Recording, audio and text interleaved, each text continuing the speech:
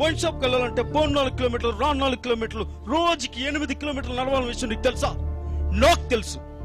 మందంటే నాటు తాగాలని, royal stag అంటే 6 నెలలకు ఒకసారి తాగాలని, ఫుల్ గా తాగిన రోజే పండుగ అంటారనే విషయం నీకు తెలుసా? నాకు తెలుసు. ఫుల్ గా తాగే వయసులో మందుకు డబ్బులు సరిపోక అప్పులు చేస్తున్న విషయం నీకు తెలుసా?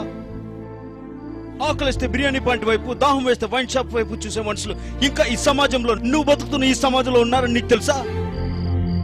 2 బీర్లు తాగిన కిక్ ఎక్కకపోతే ఆ బాధ ఎలా ఉంటుందో నువ్వు ఎప్పుడు అనుభవించావా? నేను అనుభవించా.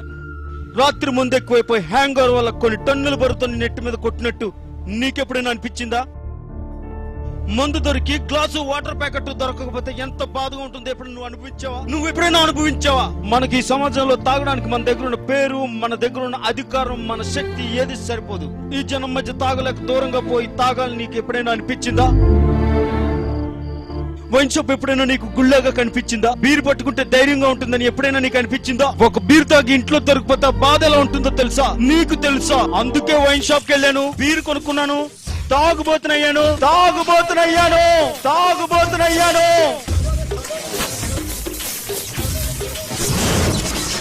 ఇక్కడ మందు గురించి మాట్లాడే హక్కు నాకు మాత్రమే ఉంది.